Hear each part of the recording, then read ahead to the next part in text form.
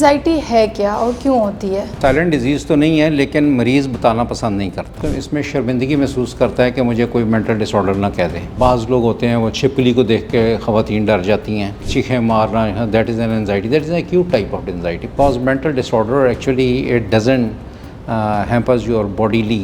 ऐसे कौन से सिम्टम्स होते हैं जो उससे पता चल जाए कि एंजाइटी का इशू है, जो कॉमन सिम्टम्स हैं? जो इमीडिएटली देखें वो हाथों को ये कर रहे होंगे। बाद लोग होते हैं, आप देखा ज़ोर ज़ोर से टांगे हिला। डिप्रेशन वाला होता है उसके लुक्स और होती हैं। जो एंजाइटी वाला होता है वो इधर उधर देखता है, ऊपर नीचे देखता मैंने क्या करना है, कहाँ जाना है। बिस्मिल्लाहिर्रहमानिर्रहीम, अस्सलाम वालेकुम, welcome to QAS health with your host Sadia Bukhari.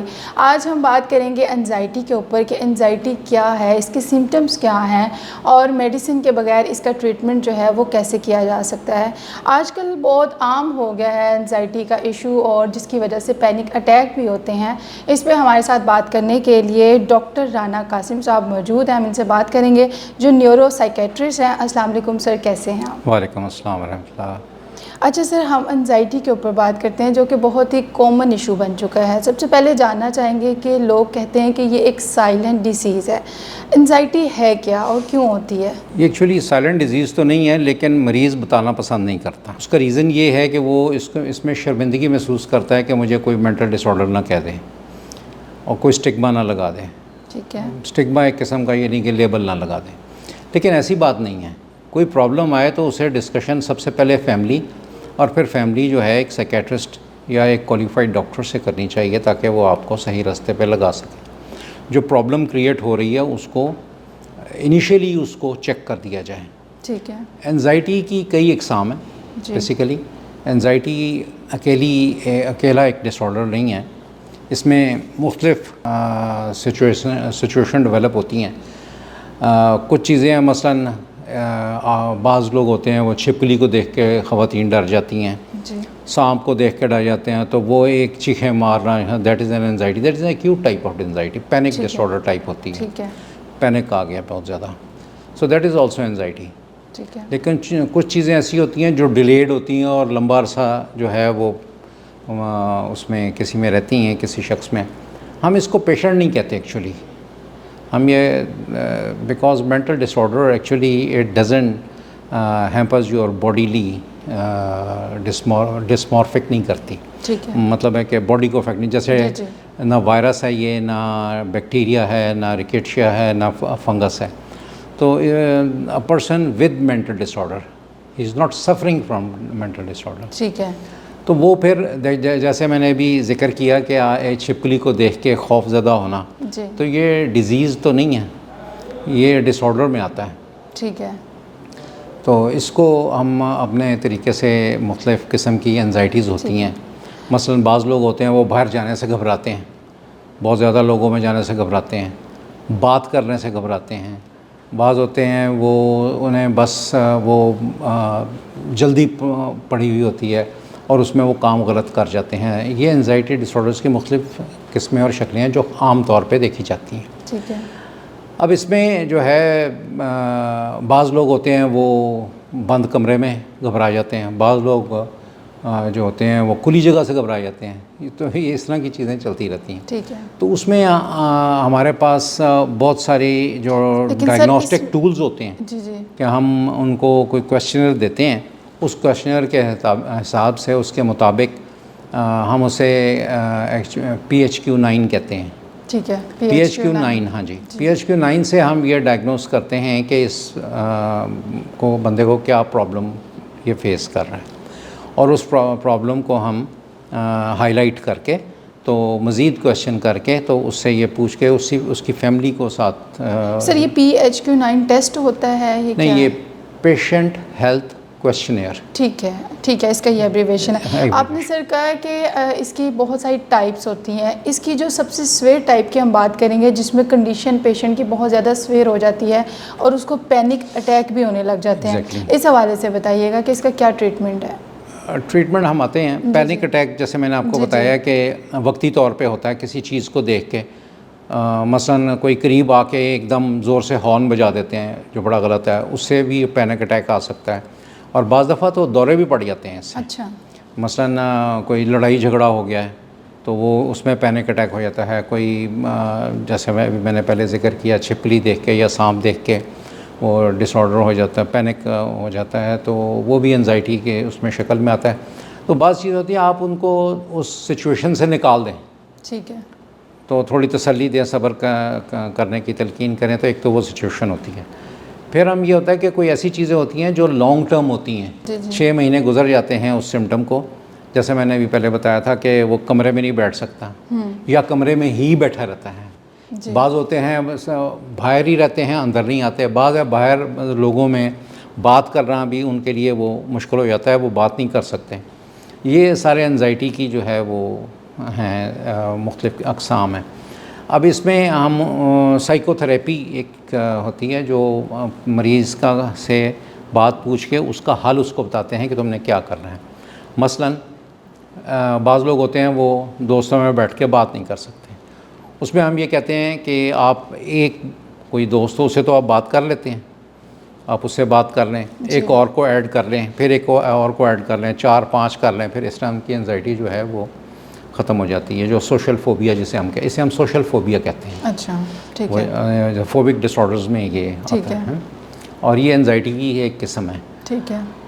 बाज़ दफ़ा ये होता है कि फिर भी नहीं ये सिचुएशन होती तो हम फिर उसमें कुछ ऐसी दवाइयाँ ऐड करते हैं, क्योंकि ये सारा कुछ ब्रेन से रिलेटेड होता है और ब्रेन के अंदर ऐसे नमकियात होते हैं जिन्हें हम न्यूरोट्रांसमीटर्स कहते हैं। वो न्यूरोट्रांसमीटर्स 5 किस्म के न्यूरोट्रांसमीटर्स होते हैं। वो न्यूरोट्रांसमीटर्स की जो डिरेंजमेंट होती है वो यानी कि आगे पीछे हो जाते हैं, कई ज़्यादा हो जाते हैं, कुछ कम हो जाते हैं, तो वो दवाई दे के हम उनकी अरेंजमेंट ठीक करने के लिए वो दवाई देते हैं। ठीक है। अच्छा सर, आप सिम्टम्स की अगर बात करें कि अगर किसी को एंजाइटी का इशू है तो ऐसे कौन से सिम्टम्स होते हैं जो उससे पता चल जाए कि एंजाइटी का इशू है, जो कॉमन सिम्टम्स हैं? बहुत अच्छी बात है। सबसे पहले तो आप जो इमीडिएटली देखें वो हाथों को ये कर रहे होंगे, अच्छा, फिर मुंह को ये चला रहे होंगे, बैठे नहीं होंगे, टांगे हिलाएंगे। जो बाद लोग होते हैं आप देखा ज़ोर ज़ोर से टांगे हिला रहे होते हैं, that is also kind of anxiety. कुर्सी पे नहीं आराम से बैठे हैं, कभी दाएं मुड़ेंगे कभी बाएं मुड़ेंगे। ठीक है। तो ये चीज़ें जो है वो एविडेंट होती हैं। जैसे ही कोई दरवाजे से हमारे पास पेशेंट एंटर होता है, वो जो डिप्रेशन वाला होता है उसके लुक्स और होती हैं, जो एंजाइटी वाला होता है वो इधर उधर देखता है, ऊपर नीचे देखता मैंने क्या करना है, कहाँ जाना है। तो ये सिचुएशन जो होती है ये हम दरवाजे से ही उसको वो देखना शुरू करते हैं। तो अच्छा सर, कुछ लोगों को पेट में दर्द भी शुरू हो जाता है एंजाइटी की वजह से? मैं उस तरफ आता हूँ, वो बच्चों की ये सूरत हाल है। ये बड़ों के साथ भी होता है? बड़ों के साथ भी ऐसा होता है। मसलन सफ़र पे जाना है जी जी, या किसी ने आना है मिलने के लिए, कोई इंपॉर्टेंट पर्सन को आपने मिलने जाना है या किसी ने आना है आपके पास, तो उसमें abdominal cramps are very very common. बाज़ होते हैं उनको लूज़ मोशन भी लग जाते हैं, बाज़ होते हैं उनका खामखा उनकी आंखें रेड हो जाती हैं और आंसू निकलने शुरू हो जाते हैं। अच्छा, बाज़ होते हैं बोलना शुरू कर दें, चलना शुरू कर दें। आपने देखा होगा ड्रामा में भी दिखाते हैं चल रहे हैं ज़ोर ज़ोर से, that is a sort of anxiety. ठीक है। तो उस एंजाइटी को कूप करने के लिए वो चलना शुरू करते हैं। एंजाइटी जो बच्चों में होती है which is very common, that is school going anxiety. उसमें क्या करते हैं बच्चे के सुबह सुबह उठ कर रोना शुरू करते हैं, मेरे तो पेट में दर्द है, मैंने स्कूल नहीं जाना। ठीक है। तो उसमें उसकी रीज़न्स हम तलाश करते हैं कि ये स्कूल अगर नहीं जा रहा तो इसके पीछे बैकग्राउंड क्या है। मस्ट बी कि वहाँ किसी से झगड़ा होता है, टीचर उसको स्नब करती है ज़्यादा, या उसका होमवर्क कंप्लीट नहीं है, या उसका कोई और ऐसा मसला होता है जिसकी वजह से ये सिचुएशन होती है। वरना बच्चे स्कूल घर बैठने के लिए आजकल के बच्चे तो खास तौर पे तैयार ही नहीं होते। बिल्कुल भी नहीं है। अच्छा ठीक है सर, हम इन चीज़ों को कैसे मैनेज कर सकते हैं? क्योंकि आजकल आपने देखा है कि सोसाइटी में बहुत ज़्यादा एक तो टेंशन, फाइनेंशियली चीज़ें बहुत ज़्यादा आपने देखा है वास्ट होती जा रही हैं। हम कैसे कंट्रोल कर सकते हैं नेचुरली तरीके से एंजाइटी को कि हम मेडिसिन से भी दूर रहें और एंजाइटी भी कम हो जाए? मैंने आपसे अभी पहले भी अर्ज़ किया था कि हम पहले साइकोलॉजिस्ट को ऐसा बंदा पकड़ाते हैं। पहले तो हम ये देखते हैं ना कि इसकी एंजाइटी किस नेचर की है। जैसे मसलन बाज़ लोग होते हैं वो सारी रात सोते ही नहीं हैं, फिर हम उनको पहले ये कोशिश करते हैं कि ये पहले सो जाए ताकि इसकी एंजाइटी कुछ ना कुछ कम हो। फिर एक हम इसे अपने वर्ड्स में कहते हैं अर्ली मॉर्निंग वर्सनिंग, कि सुबह उठ के कैसी उसकी तबीयत होती है। अच्छा। तो एंजाइटी में जो है ना वो बंदा उठ के तो सबसे पहले वो ये देखता है कि मेरी सिचुएशन क्या है, चलना शुरू कर देगा, बाहर निकल जाएगा, लंबे लंबे सांस लेगा। तो उसको फिर उसके ऊपर हम ट्रेन करते हैं। ठीक है। तुमने सुबह उठना है तो क्या करना है। साइकोलॉजिस्ट जो है वो एक अलग शोबा है चूँकि, तो वो साइकोलॉजिस्ट उसको डील कर सकती है। फिर उसमें ये होता है घर वाले बहुत बड़ा वाइटल रोल प्ले करते हैं। बिल्कुल। बाज़ घर वाले होते हैं वो उसको बड़ा लाइटली सॉफ्टली लेते हैं और वो बंदा बड़ी जल्दी ठीक हो जाता है जी। और वो जो ज़रा सख्ती करते हैं वो ज़्यादा मरीज़ ख़राब होता चला जाता है। एक हमारे वहाँ लंदन में स्पीकर थे, उन्होंने बड़ी अच्छी बात की कि you must shovel the snow from the door, कि अगर आपने किसी चीज़ से बाहर निकलना है तो आप अपने दरवाजे के आगे से पहले स्नो हटाओगे तो बाहर निकल सकोगे ना। तो उसके जो एंजाइटी के फैक्टर्स हैं उनको हटाया जाए ताकि वो एंजाइटी रिड्यूस हो। और सर सम टाइम ऐसा भी होता है अगर किसी के बैग में कोई ऐसी टैबलेट एंजाइटी से अगर वो कोई खा रहा है ख़ुद को रिलैक्स करने के लिए और उसने खा लिया या किसी ने देख लिया, तो हमारी अपने ही सराउंडिंग के जो लोग होते हैं वो एकदम से हैरान होकर देखते हैं कि तुम्हें क्या इशू है, वो उससे और डबल एंजाइटी में चला जाता है। बहुत अच्छी बात की आपने। हमारे यहाँ ऐसे बहुत सारे डॉक्टर और बहुत सारे अताई जो है वो एंजाइटी के लिए एक बड़ी वो आम सी गोली है, हम उसे बेंजोडाइजेपिन का उसका एक्चुअल नाम है, लेक्सोटर्निल, लेक्सिलियम, फलाना फलाना, ये मरीज़ को दे के आप उसको कत्ल करने के मुतरादिफ होता है। ज़ैनेक्स खिला देते हैं, न्यूज़ेम खिला देते हैं, ये कत्ल करने के मुतरादिफ है। 15 दिन ये दवाई खाने के बाद उसकी याददाश्त जो है डेफिनेटली ख़त्म हो जाती है। अच्छा। एक एज आने पे, और ये एंजाइटी में खिला रहे होते हैं। यकीन से मैं कह सकता हूँ कि मैंने ये दवाई दी है, लेकिन चंद अफराद को। सबसे मशहूर किस्सा मैं आपको बता देता हूँ कि मैंने ये किसको दी है।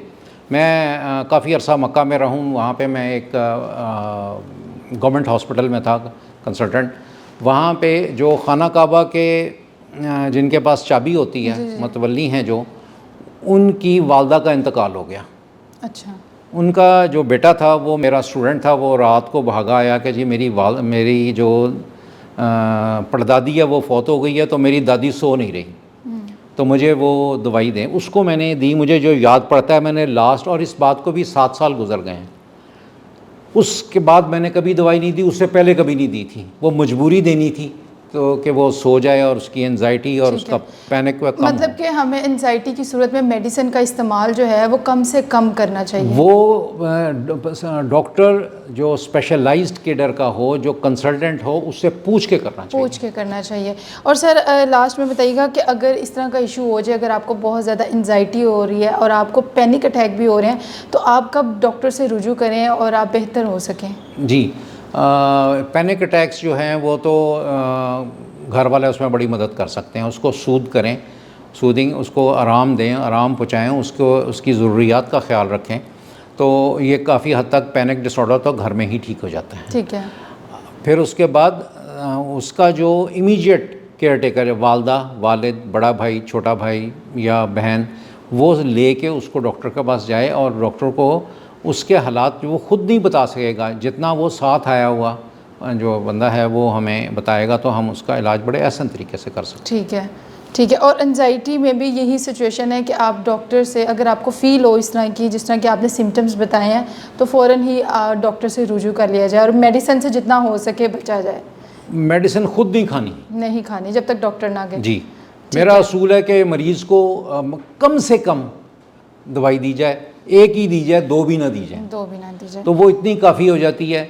बाज़ दफ़ा तो आधी गोली से ही काफ़ी हो जाता है। ठीक है। आधी गोली देनी है, और वो चूँकि ये दवाई ऐसी है, दिमाग के अंदर, मैंने आपको पहले भी अर्ज़ किया था कि न्यूरोट्रांसमीटर्स को अलाइन करना होता है, उसको सही करना होता है, तो काफ़ी लंबा अर्सा खानी पड़ती है। हम अपने इन्वायरमेंट को चेंज करके, अच्छा माहौल करके हम एंजाइटी से बच सकते हैं इन चीज़ों से। जी बिल्कुल।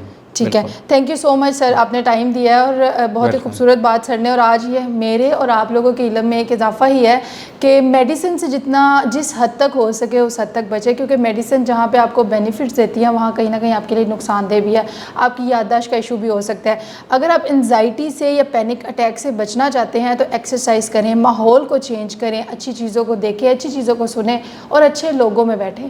आपको खुद महसूस होगा कि आप कितना अच्छा फ़ील कर रहे हैं। अपना फ़ीडबैक हमें ज़रूर दीजिएगा। इसी के साथ सादिया बुखारी को इजाज़त दीजिए। अल्लाह हाफ़िज़।